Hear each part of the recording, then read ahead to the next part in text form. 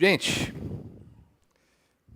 vamos orar para nós iniciarmos. Vamos lá. Senhor nosso Deus, nós te louvamos, meu Pai, porque o Senhor nos concedeu um domingo maravilhoso, um domingo debaixo dos seus cuidados. E, ó Deus, nesse momento, Pai, eu desejo, ser um instrumento em suas mãos e peço, que o seu Espírito, ele possa falar de uma forma livre, desimpedida, e que o Senhor providencie, Deus, entrada nos corações. Que desde já, Deus, aqueles que estão fechados possam já abrir as portas, Pai, para ouvir o que o Senhor tem a dizer. O Senhor já tem falado ao nosso coração. A IBD já é prova disso. O Senhor tem falado conosco. Agradeço, inclusive, Deus, para aqueles que têm se esmerado, Deus, na preparação das aulas, Pai. E gostaria de pedir que o Senhor continue falando, que o Senhor possa, Deus, nessa noite, ser glorificado nesse lugar mais uma vez. Em nome de Jesus. Amém. Semana passada eu estava aqui. Acho que alguns de vocês se lembram de eu aqui, né? Estava eu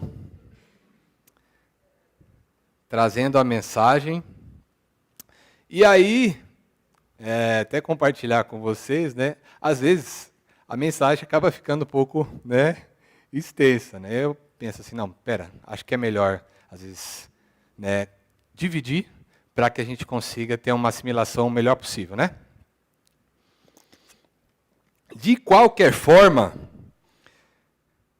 vou fazer só um retrospecto rápido, A gente vai só passear um pouquinho sobre aquilo que a gente falou semana passada.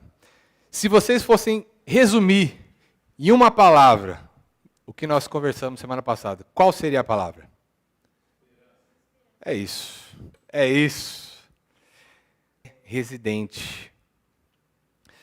E ao mesmo tempo, e aí a gente conversou, Paulo falando a respeito, dessa dualidade, ele fala, que ainda que queira fazer o bem, ele fala algo que normalmente é algo que nós sentimos, Normalmente, aquilo que a gente quer fazer, quando a gente quer fazer o bem, a gente percebe que o mal está às vezes ali presente, de alguma forma tentando interferir, tentando influenciar para o lado dele, de alguma forma, E algumas circunstâncias que nos acometem, elas parecem estimular o mal, a acordar. Muito embora dentro do nosso coração ele já não seja mais o governante. Muito embora já haja outro Senhor ali dentro. Mas, de qualquer forma, a corrupção ela ainda está ali presente. Dentro de nós, manifestando oposição, guerreando para nos impedir de fazer o bem que nós desejamos fazer. E aquela tensão interna constante, E quando eu falo a respeito de circunstâncias que convidam, de alguma forma, o mal a emergir, falo de desafios, falo de pressões, falo de tentações, falo de privações, Convidam o mal, a mostrar-se, a ganhar forma dentro de mim. Inclusive, muitas vezes nós acabamos caindo, infelizmente. E aí eu compartilhei um testemunho pessoal, de algo que tem me ajudado nesses dias de batalha. Depois que eu fiquei observando a minha forma de viver, de reagir, eu percebi que eu lido melhor com as tentações, eu lido melhor com as pressões, com as provações, quando honestamente, aqui dentro, a esperança está viva. Eu a sinto pulsar. E essa esperança é nutrida pelo Espírito Santo, e ela, inclusive, ela me diz o quanto que Deus me ama, né? Em todas as situações, né?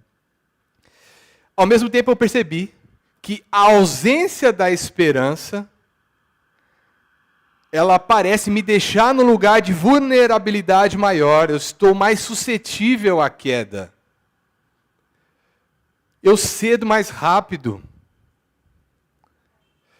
Eu desisto, às vezes, até sem resistir. E para explicar sobre isso, eu trouxe aquela ilustração do menino do carrinho de controle remoto, só para exemplificar, né? E aí eu pensei, pois bem, conhecendo então, depois que eu percebi o valor da esperança para a minha vida espiritual, para a saúde, minha saúde espiritual, eu até compartilhei que eu comecei a pedir para que Deus me concedesse mais esperança, né? E aí, num dia habitual, uma pessoa, né, compartilhou comigo um texto bíblico. Vamos abrir lá, que vai ser a nossa base, né? Romanos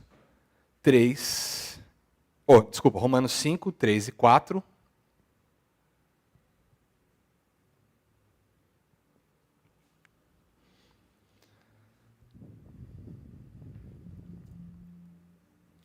Que diz assim, eu vou me guiar por vocês. Não só isso, mas também nos gloriamos nas tribulações, porque sabemos que a tribulação produz perseverança, a perseverança, um caráter aprovado, e o caráter aprovado, esperança. E aí, como exemplo vivo dessa progressão que é descrita nesse versículo, né? Nós nos lembramos da história de Davi, né? E aí nós descobrimos que a esperança, quando ela é forjada nas tribulações, e aí o indivíduo persevera, né, ganha experiência, ele começa a produzir, isso acaba produzindo mais esperança, né? E essa esperança, ela se torna uma aliada muito valiosa na caminhada cristã. Porque, por exemplo, um dos resultados de ter esperança, de manter a esperança acolhida dentro do nosso coração, é que quando por exemplo, passei por uma situação difícil, tive esperança no Senhor, criei que de fato Ele estaria cuidando de mim, atravessei a situação, a circunstância. Depois de ter atravessado, eu confirmei que aquilo que eu esperava de fato aconteceu. Isso traz um fortalecimento para mim no sentido de, quando vier a próxima luta, eu olho para trás e me lembro, Deus foi fiel lá. E Ele será fiel também aqui. E aí isso alimenta a minha esperança. E também ajuda no meu engajamento a lutar contra as circunstâncias que queiram me fazer desistir, queiram esmurecer a minha fé.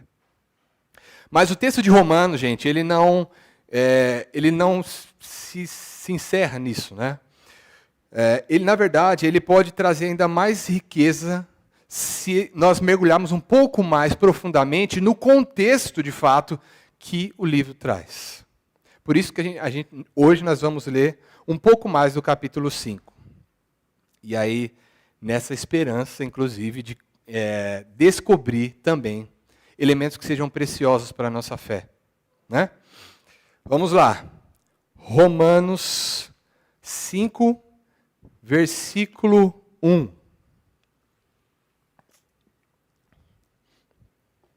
Romanos 5, versículo 1. Tendo sido, pois, justificados pela fé. Em Romanos, gente, nos capítulos anteriores a esse que a gente leu agora, Romanos 4, 3, 2 e 1, o apóstolo Paulo, ele esclarece que todos os seres humanos, eles estão numa mesma condição. Todos os seres humanos estão encarcerados numa mesma condição. E aí, por exemplo, Paulo ele vai começar falando a respeito dos pagãos, dos ímpios, que é o que ele diz lá, né? Ele fala que essas pessoas, elas escolhem rejeitar a Deus, e na verdade quando eu falo escolhem rejeitar, por que eu falo dessa forma? Porque o nosso Deus, ele se manifesta não somente através da Bíblia, ele manifesta a sua presença através das coisas que se veem, das coisas criadas. Hoje nós falamos a respeito disso na EBD, né? Pois bem, essas pessoas rejeitam a Deus. E o pior não é só isso, na verdade, né? Eles não percebem, mas os desejos pecaminosos que eles têm os fazem escravos, trazendo eles de abismo a abismo, de uma forma, uma degradação que aumenta a cada momento que avança, né?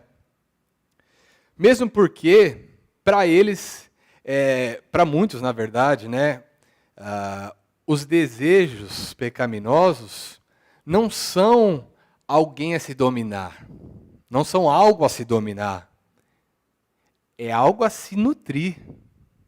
Porque, para eles, a ideia é a seguinte: vou nutrir, vou me afundar nisso porque é prazeroso. Mas mal percebem que estão entrando em uma contínua destruição. Esse é um tipo de pessoas. E aí, seguindo um pouco mais, do outro lado, aparece lá os moralistas. Os moralistas, eles não percebem, mas eles estão tão depravados quanto os ímpios, aqueles que rejeitam a Deus. Romanos 2, versículo 1.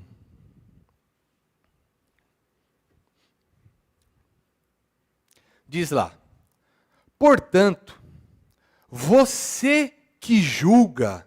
E de quem que ele está falando aqui? Do moralista. Você que julga. E aí depois ele fala, e quem é que ele está reprovando? Quem é que o moralista está julgando?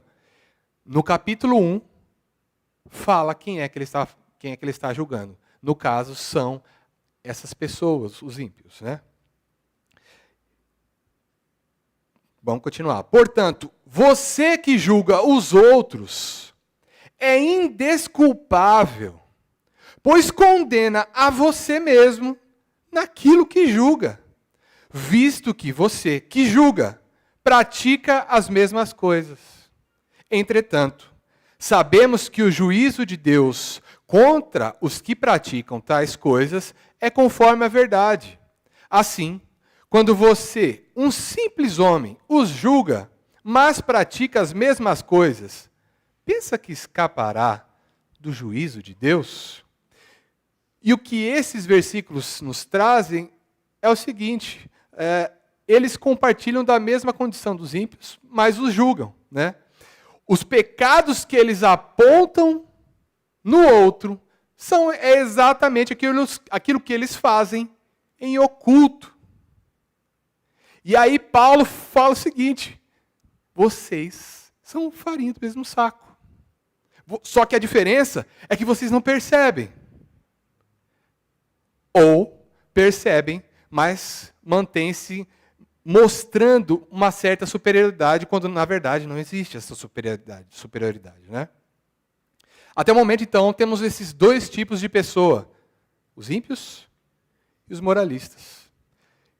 Paulo, então, ele vai falar a respeito do outro tipo de pessoas, né?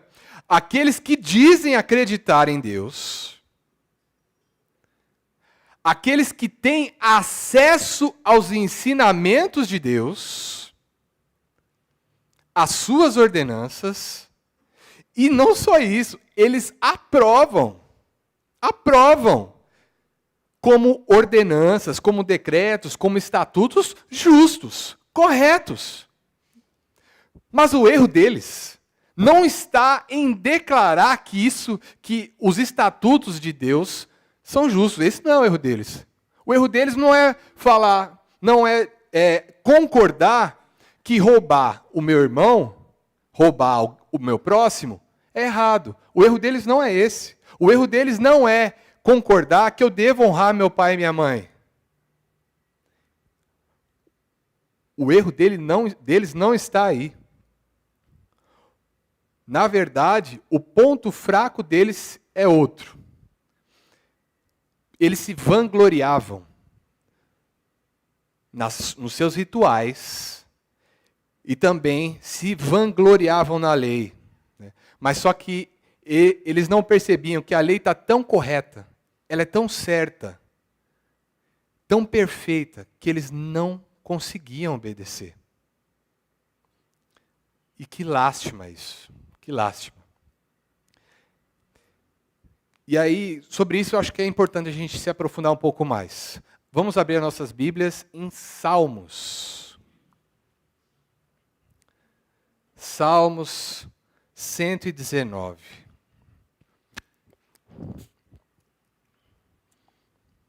A gente vai falar um pouquinho sobre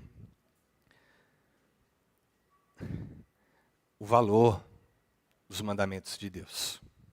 Salmo 119, não vamos ler todo, tá? 105. Salmo 119, 105. Vamos lá. Tua palavra é lâmpada para os meus pés e luz para o meu caminho. Prometi uma vez e volto a prometer. Aí, no caso, estou usando a versão NVT. Obedecerei a teus justos estatutos. Sofri muito, ó Senhor. Restaura a minha vida como prometeste. Senhor, aceita a minha oferta de louvor e ensina-me os teus estatutos. Minha vida está sempre por um fio, mas não me esquecerei da tua lei. Os perversos me preparam armadilhas, mas não me desviarei de suas ordens. Teus preceitos são meu tesouro permanente, são o prazer do meu coração. Eu estou decidido a cumprir teus estatutos para sempre até o fim. Olha o que está dizendo o versículo 106 e o versículo 112. 106. Prometi uma vez e volto a prometer, obedecerei aos teus estatutos. O 112. Estou decidido a cumprir os seus estatutos para sempre até o fim. Essa repetição, ela não é por acaso. Ela manifesta o desejo de alguém que está determinado a seguir o que Deus deseja. Ele deseja cumprir a todo custo a vontade de Deus. Deseja obedecer aos estatutos. Inclusive, né, ele fala no futuro, né, porque ele fala até o fim. Deseja obedecer até o fim. E eu me recordei que isso lembra muito a questão da cerimônia de casamento. Por que eu falo disso? Porque na cerimônia de casamento, ambos os participantes, eles prometem um ao outro, certo? Que vão fazer algo, ou não? Prometem. Só que eles sabem como é que vai ser o amanhã? Não. Eis aí a questão. Como prometer algo que você, às vezes, não sabe como é que vai ser? Pela convicção que você tem. Pela convicção que você tem. Pelo desejo. Não importa, a ideia é essa. Não importa o que virá depois.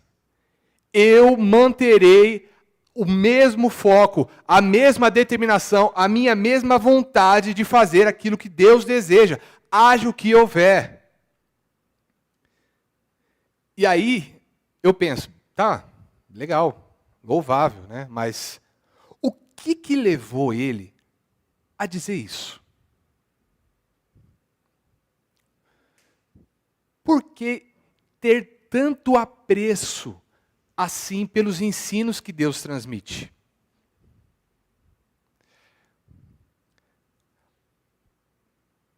O que parece é que para ele caiu a ficha. Para ele, as leis de Deus de fato são valiosas, preciosas, né? Olha como inicia o Salmo. Como inicia o primeiro Salmo que a gente leu, que é o 105. Tua palavra é luz para o meu caminho. Ela ilumina para que eu possa andar. Teve alguém que aqui já fez esse exercício aqui na igreja, né? Que apagou todas as luzes. Não lembro se foi recente ou não, mas eu lembro que alguém fez isso já. E o exercício seria muito interessante. Imagine você que eu apague todas as luzes aqui. Todas. Breu total. E continue pregando. E bateu a vontade de fazer xixi. E agora? E o celular descarregou. O celular descarregou. E agora? Vou subir? Vou me arriscar a passar por tudo isso aqui? Subir a escada? Não, aí não conta. Aquele ali está interditado.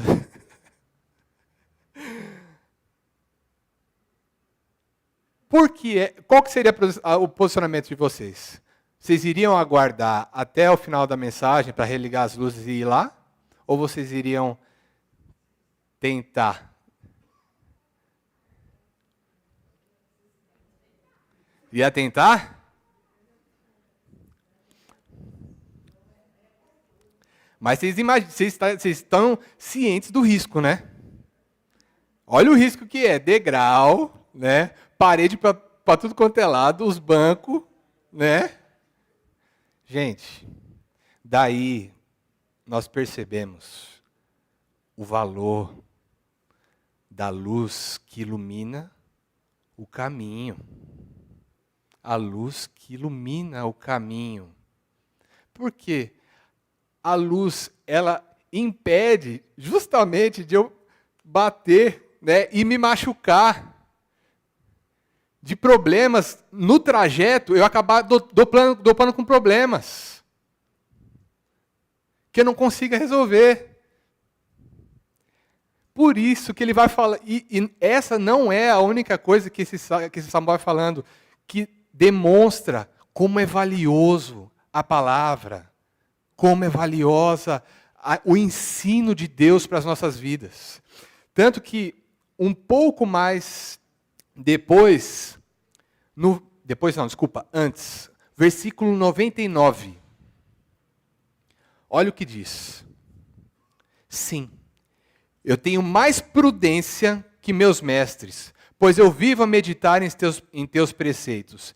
Tenho mais entendimento que os anciãos, pois obedeço a tuas ordens. Ainda mais conhecimento, né? O salmista, ele entendeu o que foi entregue a ele. E de quem foi entregue? Quem é Deus? O Todo-Poderoso, aquele que conhece todas as coisas, aquilo que hoje, por exemplo, é novidade, né? Aquilo que, uma nova descoberta, por exemplo, quando Einstein descobriu, foi o Einstein que descobriu a respeito da relatividade? Foi, né? Quando Einstein descobriu a respeito da relatividade, será que Deus não sabia disso? Não só em questão de conhecimento, mas sabedoria, enfim, quem conhece o porvir, quem conhece o agora, é esse ser que está entregando para nós a palavra. Entregando para nós orientações. E aí fica ainda mais nítido o porquê que o salmista ele quer obedecer. Porque, de fato, ele vai ser mais sábio que todos. Quando Deus ele oferece orientações, são dádivas, de fato. Só que a gente não percebe. Infelizmente não percebemos. Muitas vezes parece pesaroso, parece complicado. Ah, mas se eu obedecer a Deus nessa circunstância, né? Obedeça e comprove para ver o resultado. Ele sabe o porquê ele orienta. Enfim. E tem mais um versículo, né, que fala a respeito do tesouro, né? Ele fala sobre que ele considera os ensinos como tesouro. A gente até leu há pouco, né? E realmente. Tanto que Salomão, aí se for olhar ali para aquele contexto da época, né? O que Salomão pediu? Sabedoria. E olha só, o que veio em decorrência dessa sabedoria? As outras coisas. Não é? Eis aí o valor que tem o ensino de Deus, né? E aí o que acontece, né? Nós entramos agora num problema, porque nós sabemos que aquilo que Deus ensina está certo. Nós sabemos que as orientações dele são boas e devem ser seguidas. Mas aí a humanidade entra numa lástima, né? Porque tendo descoberto os ensinos de Deus, ainda assim, nós não conseguimos obedecer a esses ensinos totalmente. Não dá. Não dá. Quando a humanidade caiu lá em Adão, a pecaminosidade ela já vem entranhada em nós, desde o ventre da nossa mãe. E é essa condição que nos impede de obedecer a Deus. E aí o apóstolo diz, gente, não adianta. Não há entre os ímpios, não há entre os moralistas, não há entre os religiosos, os judeus, não há ninguém em toda a humanidade que queira fazer o bem. Não há nenhum. Essa é a conclusão. E é nisso que quando ele traz essa informação, ele de fato encerra a humanidade toda sobre uma circunstância só. Todos estão de fato, né, numa embalagem só, né? E qual que é o problema? O problema é que a própria palavra diz que a ira de Deus se manifesta contra toda injustiça e impiedade, não é? E se a humanidade é ímpia, o que é que nos aguarda? A ira. A ira. A inescapável ira de Deus. Mas nós vamos falar um pouquinho sobre isso mais à frente, né? E aí, para oferecer uma saída de redenção para toda essa gente que estava caída, Cristo providenciou, através do seu sacrifício, a justificação. De graça. De graça. Estava todo mundo perdido. E sem custar nada aos homens, Cristo propôs uma troca. Eu vou substituir vocês. Eu vou substituir vocês. Mas detalhe, vocês são culpados. Vocês são culpados. Vocês não conseguem obedecer a Deus. E o pecado que está em vocês os faz merecedores de receber as penalidades que a lei de Deus reserva para os transgressores. Mas ainda assim, eu vou substituí-los. E assim ele o fez. Eu olhei na cruz, que era para mim, e eu não estava lá. havia alguém lá que não era eu. Era Jesus. E é ali que ele pagou a minha dívida. Dívida de todo aquele que crê. Essa é a justificação. Eu sou justo diante de Deus, porque pagaram pelo meu erro. E a justiça daquele homem lá na cruz foi me entregue, e agora ela é considerada a minha justiça. Inclusive, isso é algo muito importante. Muito, muito importante, tá? Justificação é um ato, não é um processo. Se aconteceu na sua vida uma vez, nunca mais acontecerá. É só uma vez. Você não precisa ser justificado gradativamente, dia após dia. Não, não. A justificação é um ato só. Um único. E, inclusive, né, esses dias atrás eu estava ouvindo o pastor Hernandes Dias Lopes, e ele compartilhou no ensino dele algo muito, muito válido, né? E tanto que eu gostaria de trazer até aqui para vocês a respeito disso, né? A respeito da diferença entre justificação e perdão. Perdão, ele traz consigo, o termo perdão, ele traz consigo algo negativo, uma ideia negativa, um conceito negativo. A justificação é um conceito positivo. O perdão, ele significa o quê? Que a nossa dívida ela foi quitada, não é? É isso, esse é o perdão. Você não tem mais dívida. Você não tem mais débito diante do tribunal de Deus. Mas, no perdão, você não tem crédito.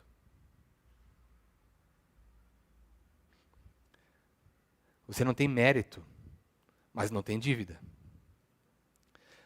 Na justificação, Deus, além de perdoar a sua dívida, Ele foi lá na sua conta, no tribunal de Deus, lá no céu. E aí Ele fez um depósito infinito na sua conta, que é a justiça de Jesus. É por isso que a justificação é um conceito positivo. Porque ele acrescenta. Você agora recebe em si a plena justiça do Filho de Deus. Quando eu puxo a sua ficha lá no tribunal do céu, está escrito lá assim: não tem mais dívida. Não tem mais dívida. Mas, além disso, tem um crédito infinito. Foi isso que Jesus fez. Foi isso que Jesus fez. Você não deve mais nada. Nenhuma condenação há para você. E o texto de Romanos, ele continua, lá no versículo 1. Tendo sido, pois, agora estou na NVI. Tendo sido, pois, justificados pela fé. E aí também é outro conceito que a gente fica meio confuso, né? Tem muita gente que tem dificuldade de entender a questão da fé. Eu mesmo tinha, muitas vezes. Não é a fé que justifica a gente. Não é a fé que justifica a gente.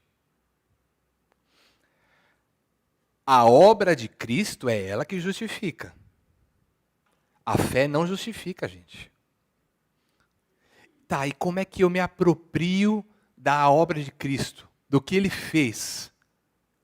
Pela fé. A fé não é obra nossa. O que diz a palavra a respeito da fé?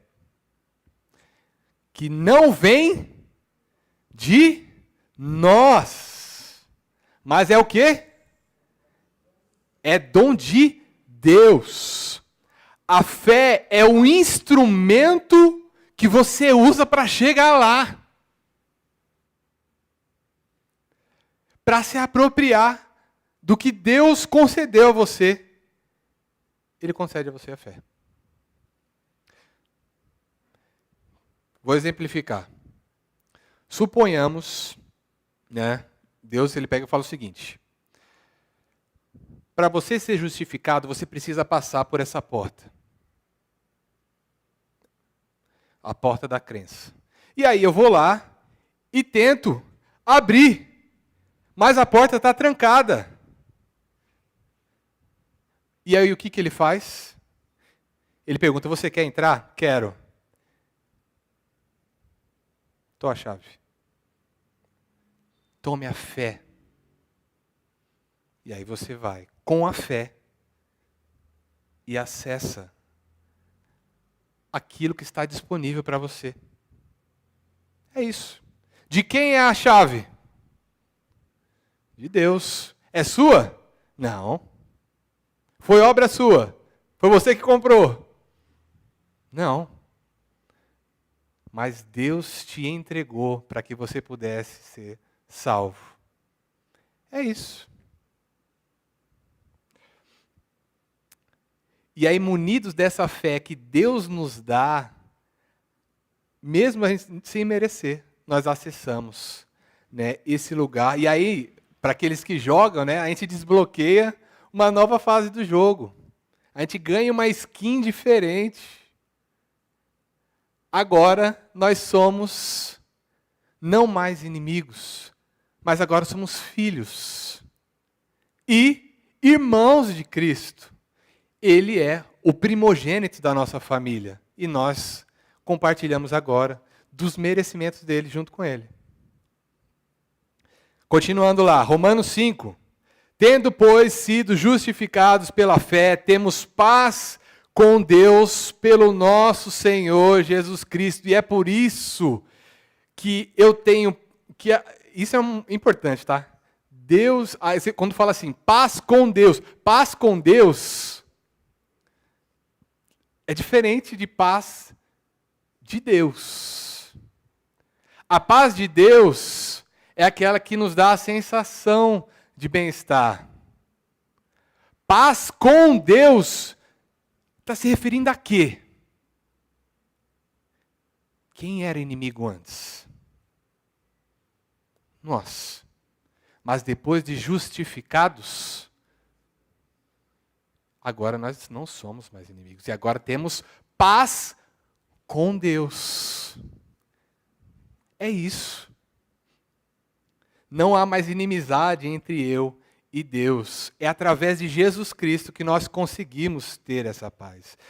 E aí é por isso que eu falei semana passada que, enquanto na semana passada a mensagem ela tinha um viés acolhedor até para a própria igreja, para os cristãos, a mensagem de hoje é diferente. Porque ela expande isso para aqueles que não são. Para aqueles que ainda desfrutam dessa condição de justo através de Jesus Cristo. E eu espero, de fato, que se você não entendeu, se aprofunde muito nesse conhecimento, porque isso é extremamente saudável e útil para a sua fé. Extremamente. Porque você começa a enxergar a vida de uma forma diferente. Sem mais peso. Inclusive com relação até aos próprios pecados. Né? Porque muitas vezes a gente fica imaginando, né? Pequei, vou perder a salvação. É o que muita gente pensa, né? Agora, se Deus justificou você com o sangue do Filho dele, e não há mais inimizade, Deus errou em oferecer isso para você? Enfim, Vamos continuar, porque ainda tem mais. Tendo sido, pois, justificados pela fé, temos paz com Deus, pelo nosso Senhor Jesus Cristo, por meio de quem obtivemos pela fé, acesso pela fé, a essa graça na qual estamos firmes. Assim, nos gloriamos na esperança da glória de Deus. E aí aparece a primeira vez a palavra esperança, no texto que nós conversamos semana passada. Esperança da glória de Deus, né? E aí, a morte é um assunto bem complicado, né? Na verdade, quando a gente começa a falar a respeito de morte, isso provoca inúmeras sensações nas pessoas. Algumas ficam inquietas, porque a morte representa algo incerto, algo que não sabemos do que vai acontecer, para aqueles que não creem, no caso, né? Para outras pessoas, a morte, ela ganha um significado assim, eu vou passar a pior dor da minha vida e aí eu vou morrer. Então, dá um medo, né? Porque normalmente se pensa isso, né? A dor da morte deve ser uma coisa assim, absurda, né? Outros veem a questão da morte, né, como separação. Separação das minhas conquistas que eu tive em vida, separação dos meus entes queridos que são preciosos. A morte, ela injeta muitas vezes no coração, no humano, esse misto de sensações. E não importa qual classe social você seja, não importa quem você conheça, não importa. Todos nós iremos atravessá-la. Todos nós precisaremos passar por ela. Cedo ou tarde, a gente viverá essa experiência, né? E aos que não estão em Cristo, o medo ele reina ainda com mais força. Justamente porque o que espera após essa passagem é uma condição irreversível, uma condição de sofrimento que não se pode ter fim, que não tem fim, né? E aí fala lá, nos gloriamos na esperança da glória de Deus. Esperança, a esperança, ela por si só já é um termo que está ligado ao futuro. Por quê? Quem espera, não espera por algo que já tem. Se eu espero, é porque tem algo à frente. E Paulo aqui falando aos justificados, ele demonstra que eles têm futuro. E é um futuro bom. A glória eterna aguarda eles. Aquilo que poderia impedi-los de desfrutar o descanso eterno que Deus preparou, já foi removido. Justos, o seu destino eterno está assegurado. Mas em breve, e aí por isso que ele fala de se gloriar, né? Mas vamos continuar. Romanos 5, versículo 3. Não só isso, mas também nos gloriamos nas tribulações, porque sabemos que a tribulação produz perseverança, a perseverança é um caráter aprovado, ou experiência, né?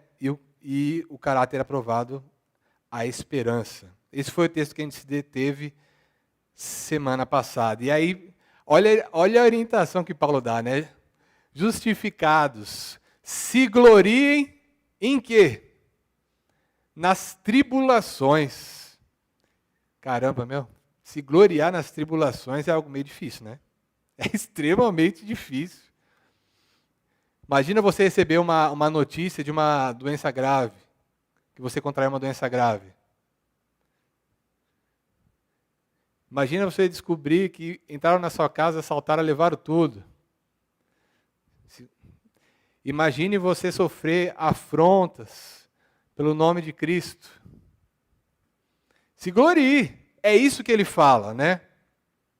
Se glorie. Gente, como cristãos, a gente está, mesmo, na verdade, o que acontece? Todo ser humano está sujeito a esse tipo de vivência, tribulações, etc. Né? Mas para o cristão, as tribulações ela têm um cunho diferente, ela não vem para destruir. Ela vem para ensinar. Nos ensinar. É através da tribulação que nós aprendemos a ter paciência. A paciência que às vezes a gente até acha que não tem. Mas conforme as coisas vão acontecendo, nós vamos percebendo que os nossos limites vão sendo rompidos. E rompidos. Isso aí eu me lembrei da academia, né, para aqueles que fazem, né? Quando você está treinando, né, com um peso específico, e aí você sente que o peso já não está aquela coisa, né? E aí o pessoal começa a olhar para sua cara, né? Assim, meu, olha o tamanho dessa pessoa, né? E levando um pezinho desse tamanho. E aí você coloca mais peso, né? Para ver se dá. E você faz e percebe que consegue. Você acha que não consegue. Mas a experiência e o desafio te impelem nessa evolução. É por meio da luta que a nossa esperança ela chega numa melhor condição, né? E a paciência ela vai produzindo, né, algo importante no meio da tribulação. Quando você tem esperança e está exercendo a paciência, a situação difícil que você está vivendo, de alguma forma, ela vai sendo suavizada. As misérias que você está vivendo naquele momento presente, de alguma forma, você sente que aqui há algum alívio. Há algum alívio. Vamos continuar. Romanos 5, 3 e 4. Porque sabemos que a tribulação produz perseverança, a perseverança, a experiência ou o caráter aprovado. Né? E aí o termo experiência, dito nesse versículo, ele está associado com algo muito curioso. O termo está associado a um ourives. Daniel sabe, né? Com relação a ourives, né? Pessoal que vai testar a nobreza de um metal. Ou seja, é esperado, o que Paulo está falando é o seguinte, é esperado que vocês que são justificados passem, posteriormente a isso, pelo fogo. E o fogo de Deus queima o quê? O fogo de Deus queima só escória. Esse é o intuito. O intuito não é destruir, é purificar. Purificar. Destruir aquilo que não presta e deixar aquilo que é valioso ainda mais. As provações têm esse cunho, né? E aí quando você é colocado na prova, né, na fornalha de Deus, e começa o processo, né? Joga lá o metal no fogo, e queima, e está destruindo a escória. Vai destruindo, só a escória destruindo. E na medida que vai destruindo a escória, um ouro mais puro vai sendo revelado. Vai ficando mais nobre. E me vem algo à mente, né, que talvez você já tenha passado na sua vida, né? Muitas vezes você é colocado na prova. Muitas vezes você é colocado na fornalha de Deus. Jogou o metal lá. E queima. E só destruindo escórias. E queima. E só destruindo escórias. Senhor, eu acho que não vai sobrar nada. Não vai sobrar nada. Isso é uma impressão que muitas vezes se tem. até que você vê o resultado disso. Eu espero que você consiga resistir a esse período, meu irmão. Se você for de fato justificado, transformado, você vai conseguir. E tendo sido aprovados, a nossa esperança se confirmará, né? Que esperança? Tem coisa, gente, que a gente espera que aconteça, que nós somos frustrados, né? Estou falando de esperança. Quem mora por aqui já deve ter visto essa pessoa aqui descendo correndo esse morro pela manhã. O Getúlio já deu risada. Você para, hein, cara?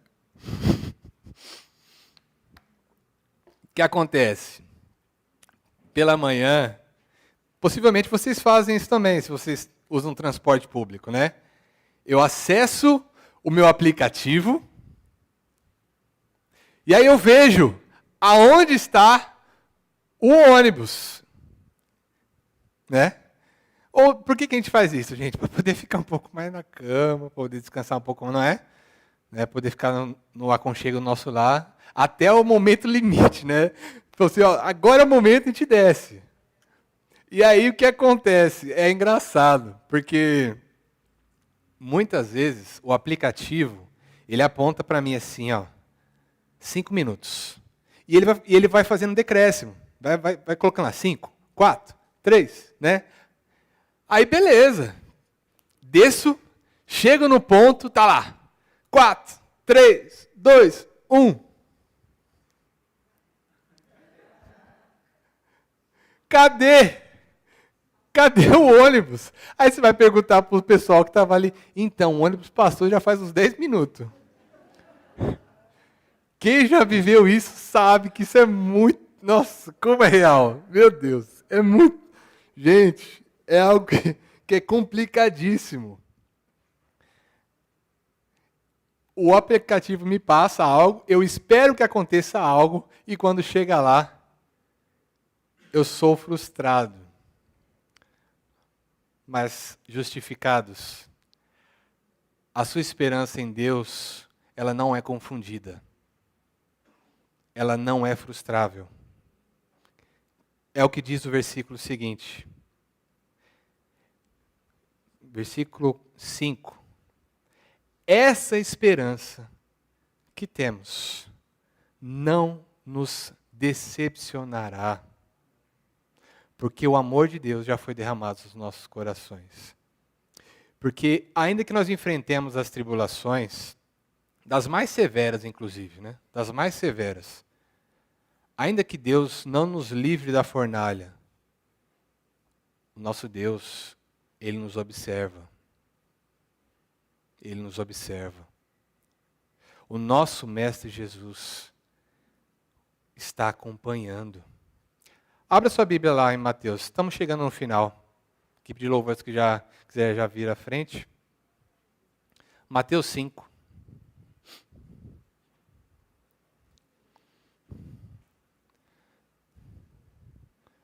O nosso Mestre observa.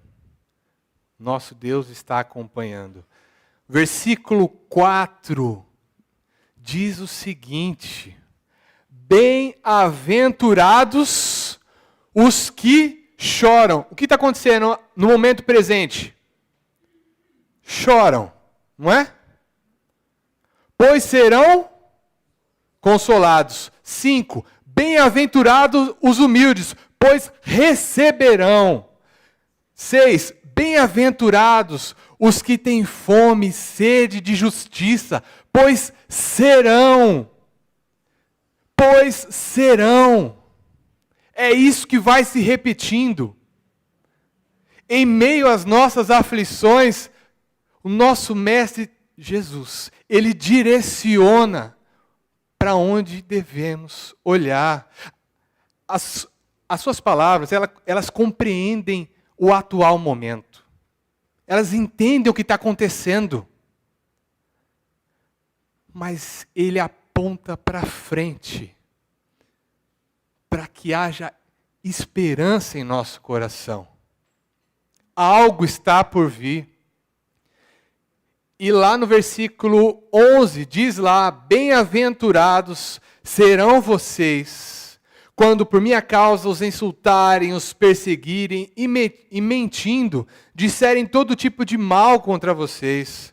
Alegre-se e se regozijem, porque é grande a sua recompensa nos céus. Pois da mesma forma, perseguiram os profetas que viveram antes de vocês. Grande será o vosso galardão. Por isso, receba também essa consolação. Guarde em seu coração essa consolação, meu amado. Muitas vezes, precisaremos nos apegar à esperança do porvir. E uma coisa precisa ficar sempre nítida, nem sempre a gente vai receber o livramento físico para as coisas que nós vivemos.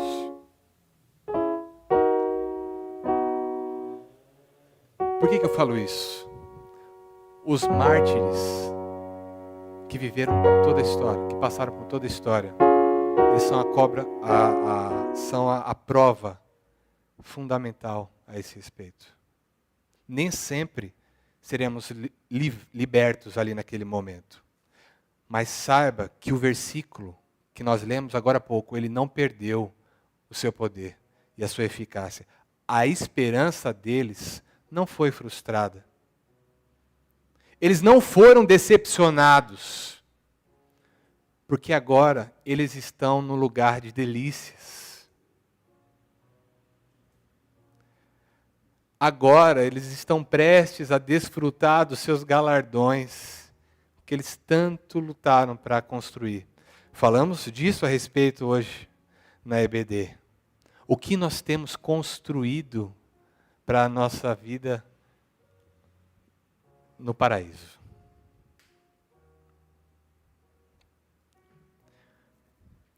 Que Deus, que nos dá a esperança, possa nos abençoar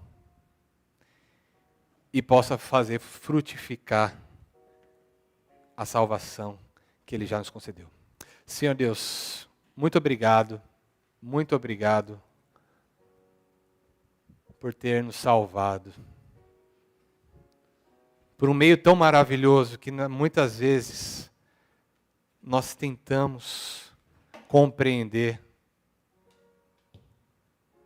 e vemos, Deus, como o Senhor foi agindo através da história para impedir que nós nos perdêssemos. O Senhor nos concedeu esperança. Esperança não só para essa vida aqui, não só para os dissabores que nós enfrentamos aqui, mas esperança para o que está no porvir. Nós te glorificamos, Senhor Deus, porque o Senhor é a nossa luz. É aquele que nos ensina como devemos seguir. Nos faz fortes para enfrentarmos, Deus, a tua fornalha. Mas não permita que a escória permaneça conosco. Que nós possamos ser exatamente aquilo que o Senhor planejou que nós sejamos. Nos ajude a suportar, Deus, as aflições. Reforce, Deus, as nossas esperanças em Ti. E para aqueles que ainda não encontraram a Tua luz, abra os olhos deles, enquanto há tempo. Que eles sejam salvos, Deus, e exultem de alegria, porque o seu destino foi completamente transformado.